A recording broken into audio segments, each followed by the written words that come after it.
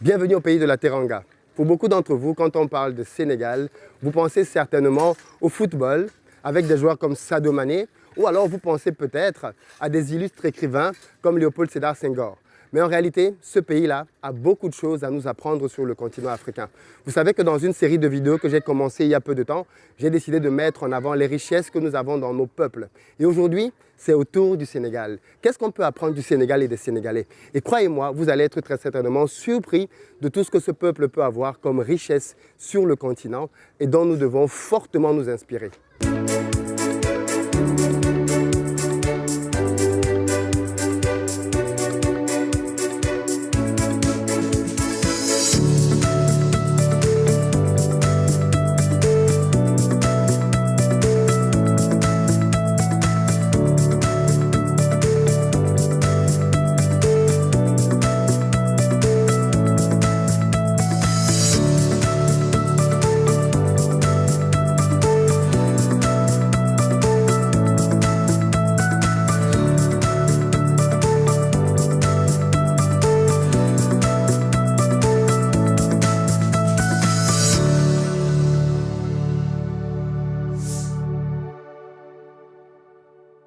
Salut à toi et bienvenue sur ma chaîne, moi c'est Philippe Simon.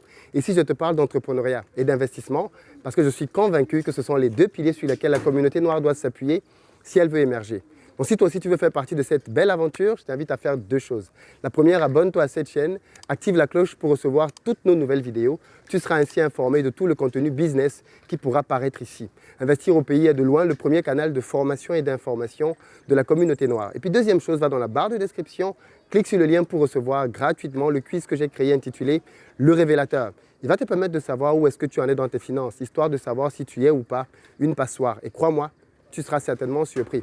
Et puis enfin, pour ceux d'entre vous qui veulent passer à l'action, se lancer, commencer à gagner davantage de revenus, rendez-vous sur mon site investiropayes.com, onglet formation. Vous allez y trouver une batterie de formations que j'ai créées, que vous pouvez utiliser dès maintenant pour commencer à gagner davantage d'argent. La première chose que l'on peut retenir de marquant dans ce pays, c'est sa teranga, son hospitalité. C'est un pays qui s'est défini et bâti autour de ce concept-là. Parce que pour le Sénégalais, c'est super important de bien accueillir quiconque se présente devant lui. Et ceci va se traduire dans une manière de vivre au quotidien très hospitalière.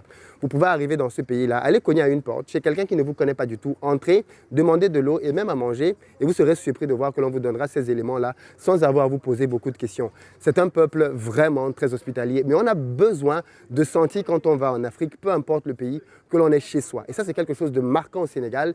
C'est cette capacité-là, justement, quand on se rapproche des Sénégalais, de ressentir qu'il y a chez eux des gens qui sont simplement bras ouverts, prêts à nous accueillir à tout moment. Deuxième chose qui est marquante dans ce pays-là, c'est sa culture.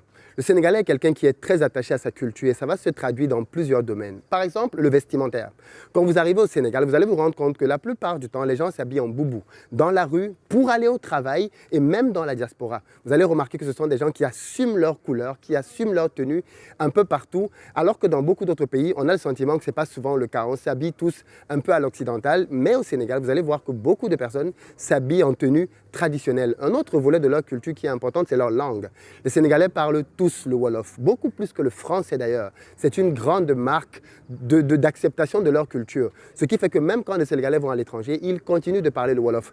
Pourtant, beaucoup d'entre nous, au fil du temps, perdent leur langue maternelle. Ce n'est pas du tout le cas des Sénégalais. Ils connaissent leur langue et la connaissent même mieux que le français. Autre élément en plus que l'on peut trouver dans leur culture, c'est la nourriture sénégalaise qui est très connue dans le monde aujourd'hui parce que justement, les Sénégalais ont su exporter leur nourriture. Qu'il s'agisse du tiep, du mafé, sénégalais ou pas, du tchéboudienne, du choukouya, il y a comme cela énormément de repas sénégalais qui sont aujourd'hui consommés un peu partout dans le monde parce que le Sénégalais est fier de sa culture et la transporte partout avec lui. Pour rester dans la culture, le Sénégal aime bien son sport traditionnel qui est sa lutte. Vous allez dans beaucoup de pays africains, vous allez voir que la plupart des sports qui sont pratiqués sont des sports internationaux, foot, volley, basket, handball. Au Sénégal, vous avez la particularité que la lutte, qui est un sport local, culturel, est très influent. Au Sénégal, des jeunes rêvent soit d'être footballeurs, soit d'être lutteurs. C'est pour vous dire à quel point ils tiennent à leur culture culture et ils continuent de vivre avec. Et on a besoin de s'inspirer de ça pour continuer de véhiculer ce type de modèle-là. Le troisième point que l'on peut retenir de ce peuple-là, c'est sa grande fierté. Les Sénégalais sont des gens fiers et ils s'imposent dans leur manière de voir. Je vais vous donner quelques exemples pour vous en rendre compte. Regardez par exemple le sujet avec Barack Obama sur l'homosexualité. On sait bien que dans les mœurs en Afrique, l'homosexualité n'est pas une valeur qui est acceptée, même si beaucoup d'homosexuels vivent en totale liberté sur le continent. Et pourtant, quand les nations occidentales essaient d'imposer leur rythme aux nations africaines en voulant que tous les pays dépénalisent l'homosexualité ou qu'ils s'occidentalisent sur ce point-là, il y a comme un double jeu. Beaucoup de présidents qui se taisent ne disent rien de façade, mais en arrière-plan continuent quand même avec leur politique. Pas le Sénégal. Le Sénégal assume ses positions. Et Macky Sall a été le seul président africain à dire face-to-face à Barack Obama, ton histoire d'homosexualité, ça ne marche pas chez nous. C'est le seul président qui a eu ce culot-là. Mais on peut voir ce type d'attitude chez beaucoup de leaders politiques. On peut prendre le cas, qu'on l'aime ou pas, de Youssou N'Dour quand il était ministre, qui a à plusieurs reprises recadré plusieurs médias occidentaux en leur faisant comprendre que le Sénégal avait beaucoup d'autres problèmes sur lesquels il fallait s'appesantir et pas simplement parler de l'homosexualité qui concerne une infime minorité de la population. C'est là une manière de pouvoir s'imposer. On rêverait tous d'avoir des leaders africains qui ont le courage de leurs opinions et qui peuvent les exprimer en toute liberté face à leurs autres confrères leaders dans le monde. Ça nous manque cruellement. Et voir les Sénégalais avoir cette fierté de dire nous voyons le monde de cette manière-là et le tenir en public, est bien évidemment quelque chose qui traduit d'une grande fierté de la part d'un peuple. Autre élément de fierté qui est notable, c'est la fermeture des frontières. Vous savez, suite au Covid, les frontières européennes ont été fermées à beaucoup de pays en Afrique. Et beaucoup de pays en Afrique n'ont pas su faire la réciprocité à l'Europe, excepté le Sénégal. Le Sénégal est le seul pays que je connaisse en Afrique, au moins francophone, qui a dit aux Européens, tant qu'on ne vient pas chez vous, vous ne venez pas chez nous. Et les règles restent ainsi.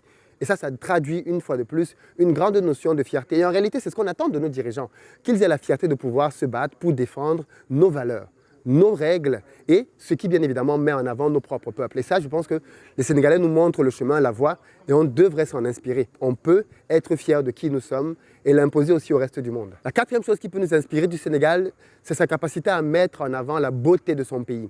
Le Sénégal est l'un des pays les plus touristiques en Afrique parce qu'ils ont su mettre en avant la richesse de tout ce qu'ils avaient. C'est un pays qui est riche, qui est divers, dans lequel il y a tellement de bonnes choses que l'on peut voir et qui sont connues. Que vous vouliez marcher avec des lions, que vous vouliez faire du safari, que vous vouliez faire du squat, que vous vouliez faire du jet ski, de la plongée, tout cela est disponible au Sénégal et clairement mis en avant. D'ailleurs, en ce moment même, nous sommes en train de tourner cette vidéo au phare des Mamelles et vous pouvez bien le voir derrière moi. On a le monument de la Renaissance africaine qui apparaît, qui est un très beau monument, l'un des plus beaux que l'on a sur le continent et qui est fait où? Au Sénégal. La cinquième chose que l'on peut retenir du Sénégal, c'est son respect de l'autre. Le Sénégalais est quelqu'un de très respectueux.